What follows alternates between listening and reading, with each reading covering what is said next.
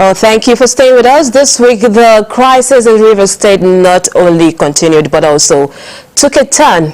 Governor Fubara released the 800 billion 2024 budget to the 4 out of 31 lawmakers believed to be loyal to him at the government house in Port Harcourt. Few minutes after the demolition of the House of Assembly complex, the All Progressive Congress APC has condemned this move, stating it was unconstitutional.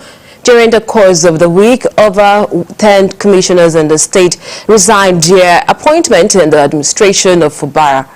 Joining me to discuss this via Zoom is Marvin Yubana, political affairs analyst. Good evening and welcome to the show. Mr. Marvin, good evening and welcome to the show.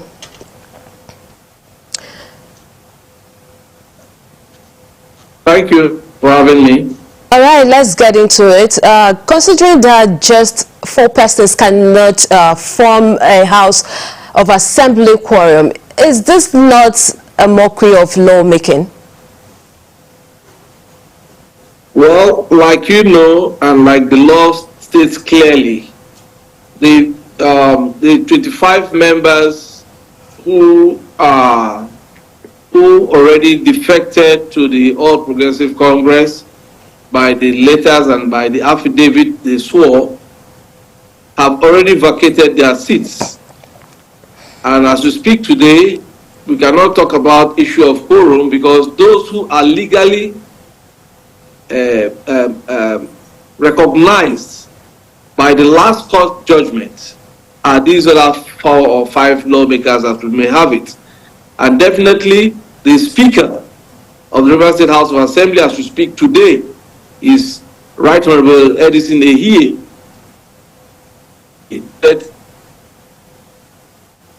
These lawmakers who already vacated their seats are not part of that this sitting. So it is legal for the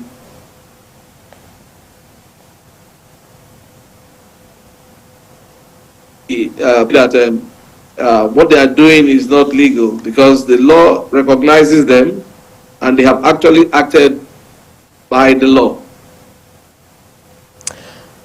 All right, Mr. Marvin. Also, you know, some people believe the National Assembly should right now take over the functions of the Rivers State House of Assembly. I don't know if you agree with such advocacy or something. Well, the law is very clear. If there is no House of Assembly in function, or if there is division in such a way that the Assembly cannot function. But as we speak today, the Assembly is functioning. They've carried out their legitimate job. They have passed bills. They have also law appropriation law, which the budget which the governor presented to them. They passed it, and the governor has signed it into law. So as we speak today, the Rivers State House of Assembly is functioning. You know, so because this is a house that is supposed to respect whatever the judiciary says, and as a legislative arm of government, their duty is to make laws for the good running and well-being of the people of the state. So if the judiciary gives a valid judgment, a court of competent jurisdiction gives a valid judgment, it behoves on the lawmakers to obey the law. That is why we are all law-abiding citizens of this country. Otherwise, there will be anarchy. So I don't see any reason for the National Assembly to take up the functions of the State House of Assembly because the State House of Assembly is fully functional. And let us not forget that the People's Democratic Party has already communicated to INEC to conduct elections to fill these 25 other lawmakers who already vacated their seats and moved to another party. You know that the law is very clear. The Section 109 sub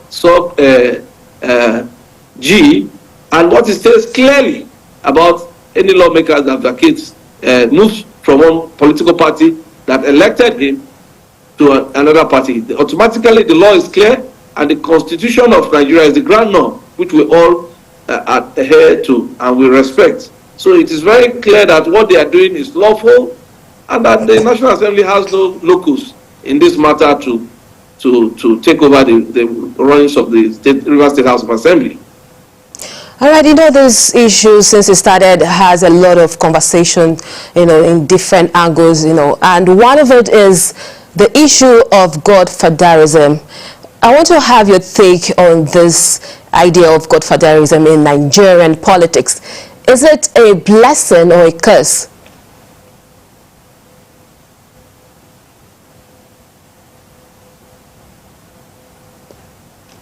Because elites procured judgment that they intend to deliver tomorrow. We just saw that on the social media and everything, and this is something that it's something that those persons responsible for such things are supposed to be held liable, because we cannot make mockery of our judicial system or make mockery of our legislative arm of government. So I don't understand what godfatherism. There's just one governor in the state that the people elected. We didn't elect two people. It's just one person. The governor, Fubara, is the person we elected under the political party of PDP. So we only know him as the governor. We don't know any god.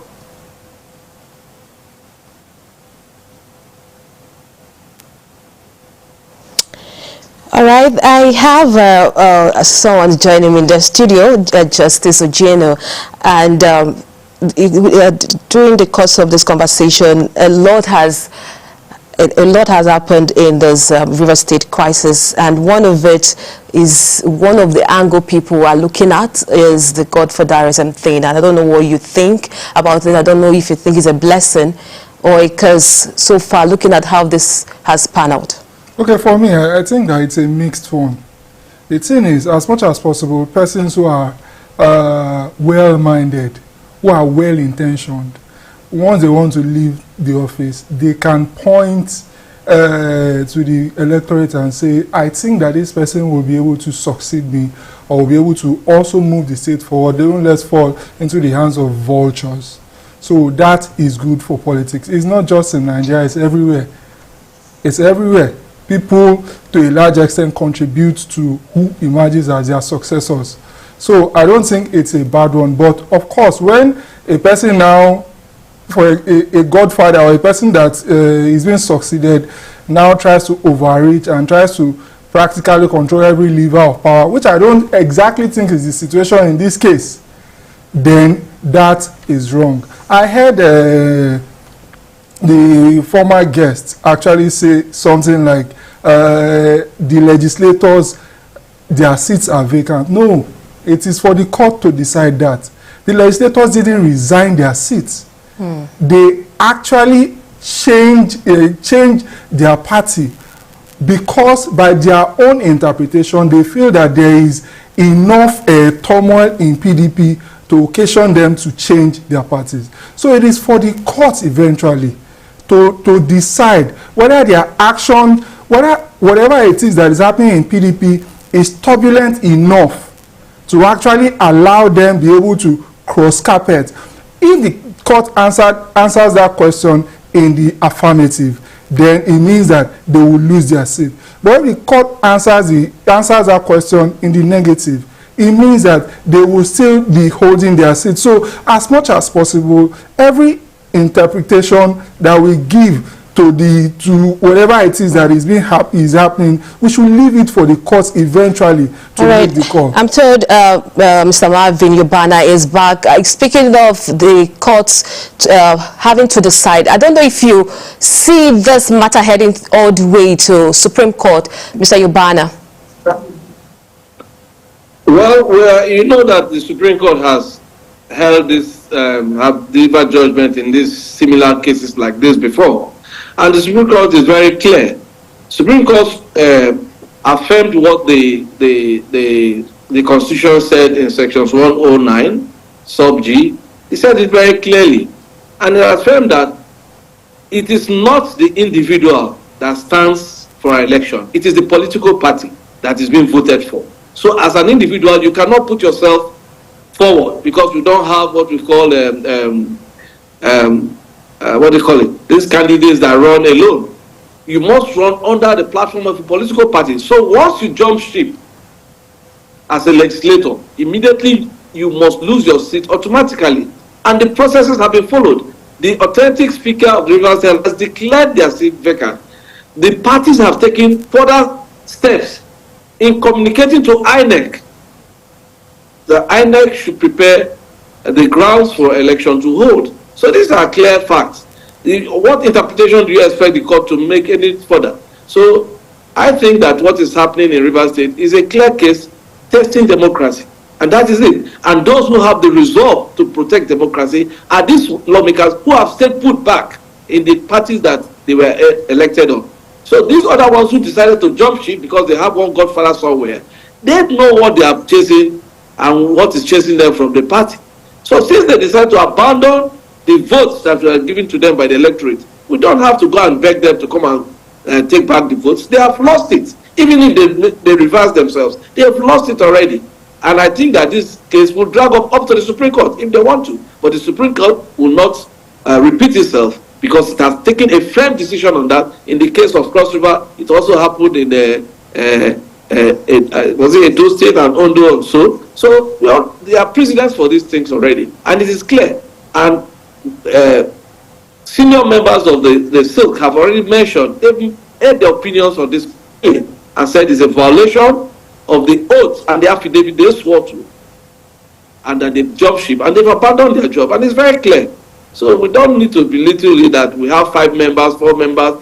Whoever remains legally in the Rivers State House of Assembly is a bona fide member, and they can carry out the act of lawmaking in the State House of Assembly. That is what the law says. It's clear. I mean, Mr. Marvin, another question people are asking is the interest of people. Where does the interest of people come in here? Because it looks like the whole fight, if you hear the size of this whole story, you won't see, it's as if they're not thinking about the people. How do we manage this? How do we, return calm to River State? That is why the president, in his magnanimity, called the governor of the state. But the president has intervened in the first time, yes, and it seems not to have yielded any results. What would you have him do? Yes. What Mr. President has done is best. If you employ somebody and the person is causing crisis for you, the president knows what to do, because the insinuation in River State is that the president is the one that is asking the honorable minister to cause the crisis in River State. And we don't think that Mr. President, being a father, can do that. And that is the insinuation. So the president has given instruction and has advised the honorable minister.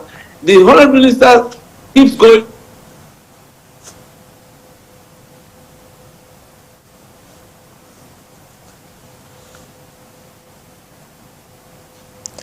Mr. Yubano, all right. Let's take a short break, and Newsweek continues in a moment. Stay with us.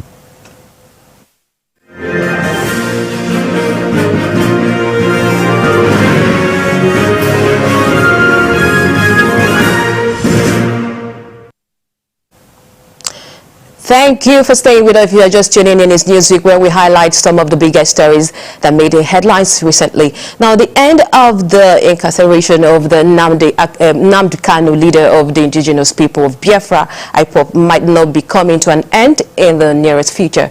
This is as the Supreme Court has upheld the federal government appeal challenging the verdict of the appeal court, which dismissed the charges against Nnamdi Kanu, meaning that the Supreme Court has insisted that Kanu must face trial at the Federal High Court. With this move, the Supreme Court has noted that the Court of Appeal was wrong to rule that Kanu cannot be tried again based on the illegality perpetrated against him by the federal government. Following the invasion of his home, I have joining me Justice Ojino, lawyer, to talk about this. Mr. Justice, there were indeed expectations for Kanu's release. Did you see this Supreme Court's judgment coming?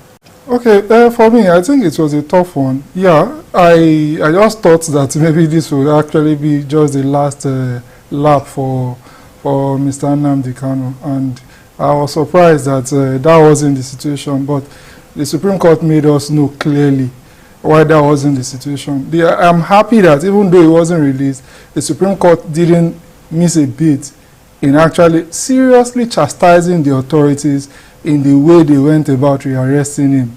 Because the Supreme Court also said that if a person is put in a situation where they raided his community and all, that in fairness, he ran for the right reasons, he absconded for the right reasons. Nobody should wait in such situations. But the way the federal government went about at the time to bring him back in the Gestapo style was really, really something that the Supreme Court chastised the federal government on. But the Supreme Court still landed on the side of, yeah, despite the fact that it was illegal, he still has to face charges. We know, I have always known that that's actually in our law books. If you check the provisions of Section 14 of the Evidence Act and Section 15 of the Evidence Act, it's the same thing. And it is what the authorities also still use to get evidence illegally from Nigerians, the Yahoo boy scenario where they give somebody a hot slap and they take the phone, and the phone is still admissible in evidence. In other countries, that will never ever have been a situation, especially in America. They tell you, how they will say, Miranda and Arizona, the rule in Miranda and Arizona, where they tell you that you have the right to remain silent because everything you are going to say now, we may use it in court against you. But in Nigeria, they slap it out of you, and the court still accept it. But in America, the court will never touch it with a long spoon because what you did in order to be able to get it was illegal. All right. While we understand the position of the Supreme Court and what they are saying, what also do you think about this argument that if Nnamdi Kanu is released now, some sort of peace is likely to return in the southeast? I think so too. I think so. I think, and that's why the calls for the political resolution of this issue, various appeals to the president, is actually also not out of place. Especially the Southeast has really suffered the fact that, okay, one day of the week, even though that has been handled now, one day of the week of total grinding to a halt of economic activities for a part of the country that is known for its industry. I think that's not too good. So I feel that if he is actually let off the hook, I feel that it's gonna bring a lot of calm and a lot of peace to the Southeast. That's my own opinion. All right, let's move to our final story for tonight. Symbols of peace returned to Ondo State this week as State House of Assembly declared Lucky Ayedatiwa as acting governor of the state following the receipt of the letter from Governor Rotimi Akeredolu on his embarking on a medical leave.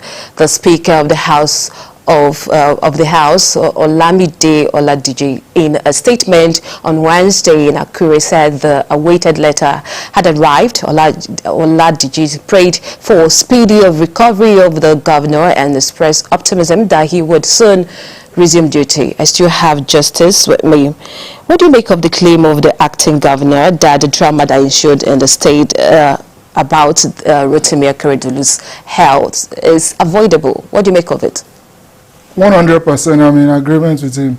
If everything that also have been done from the beginning had been done, if not that maybe some people are trying to hijack power, some unelected people are trying to wield power unduly, maybe that will not have happened. If the Constitution has clearly provided for a scenario like this, if the governor at the time had transmitted power, despite the fact that he wasn't in the country, and even when he came back into the country, and wasn't capable of doing the hectic day-to-day running of the office, if he had let the deputy have power to run it, we won't have that kind of drama that we had in the state. I'm happy that to a large extent the president had intervened and everything is really calming down. You know, I was going to talk about the president intervening in so many things, coupled with what we are faced in this country. A whole lot is on the table for the president to keep intervening in this different states. Now, the last question will be, do you think he will have a smooth run the acting governor, knowing the fact that the warring parties are still there? Do you think they will embrace peace at last? I think that with the intervention of the president, everybody knows that the president has this one. The fact that he has intervened the first time and he's intervening the second time, all the warring factions will really calm down. And the fact that even the letter, we must also note that the letter contains the fact that the governor already said that it is until he fully recovers, that's when he will come back for the reins of power. I pray that he fully recovers and he recovers on time for him to be able to still participate in governance before the expiration of his term. I feel that now it won't be like before. Now the new sheriff in town is clearly known, and I know that negotiations and backroom dealings that were done, including the president practically being the guarantor, will be honored. That's my prayer. So let's talk about the upcoming election in the state. Do you think that Deputy Governor has an edge here? Looking at the fact that he has really resumed fully as the governor or acting governor, do you see him having much chances? 100%. Now there is nobody higher than him in the state as it stands. So that's we learned he has a very good relationship with Akeredolu. Yes, of course, but we also know that it was because Akeredolu was a bit out of the picture. That was why some maybe third parties could come in and really create fracas. But now I feel that the fact that he's on that seat, he can use it to pull as much influence in order to be able to give himself a head start far and above every other potential contender in the race. So I feel that it's going to really give him the edge. All right, aside you talking about how the president is expected to keep intervening, what other way do you think such crisis in the state can be calmed with the position of the acting governor now? Okay, everybody should just, for me, I feel everybody should just rally around him. Everybody should know and make themselves more conscious that whatever it is that is being done in governance, it is supposed to be for the benefit of the people. So in the interest of the people, everybody should just rally around him and do anything and everything in the interest of the states. The elders too of Ondo State, they should not relent. They can't go and relax this time. They must still keep doing everything that they do in order to be able to resolve this matter. They cannot sleep. So, and that's basically, and the fact that, of course, the president is still there, the law enforcement authorities are still there, this time not to wield the guns or to force anybody, but to keep playing mediating roles for the good and betterment generally of the people of Ondo State. I totally agree with you, but let's take it easy on the president. He has a whole lot to do. Everyone should take his or her responsibility in this different state. He already said he knows the size of the work that we should not pity him. I remember he said that. All right, thank you very much. I've been speaking with Justice Ojini lawyer, and I had Marvin Oyenabor join me earlier. Thank you very much for your conversation so far. And as well, thank you for being part of the show. And that's it for today. Remember, you can follow the conversation on our social media platforms at TVC NG or on our website at tvcnews.tv. I am Jacinta Agochukwu. Until next week, it's goodbye.